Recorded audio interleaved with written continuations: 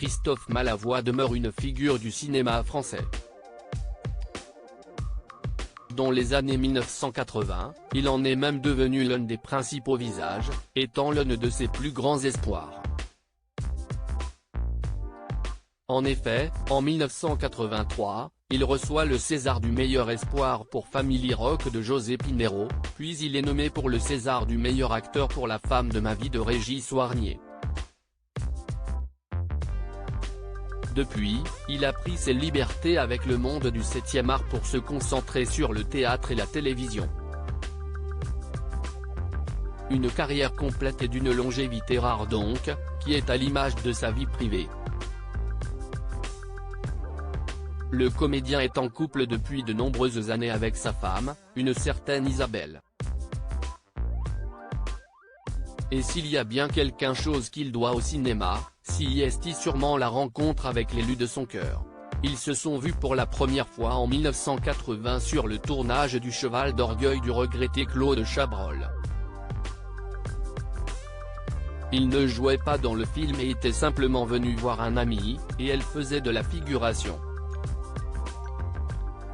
La réussite d'un couple, c'est de rencontrer son névrose et elle avait 21 ans et moi 27, j'étais au chômage, je ramais, se souvenait Christophe Malavoie à propos de ce moment auprès de nos confrères de gala en 2013. Il y affirmait avoir été renversé par tant de beauté et de grâce, puisqu'elle était déjà mariée. 4 ans plus tard, bien qu'elle n'ait pas eu le coup de foudre pour lui dès le premier jour, Isabelle a fini par l'épouser. La réussite d'un couple, c'est de rencontrer son névrosé, déclarait sa femme à ce propos dans le même entretien. Au fil des ans, elle lui donnera 3 beaux enfants. Camille, 1984, attaché de presse, Romain, 1986, premier assistant-chef opérateur, Pauline, 1992, écrivain. Un couple particulièrement fusionnel donc, qui traverse les années comme peu d'autres, faisant quelques apparitions dans des soirées, comme en attestent les photographies de notre diaporama.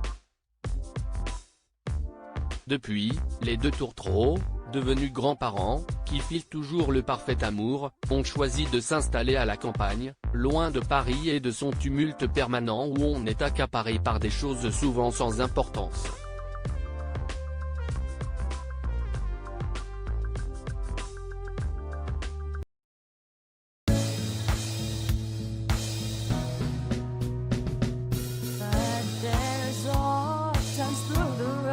I think you can let me know. Sit down, sit back, let me help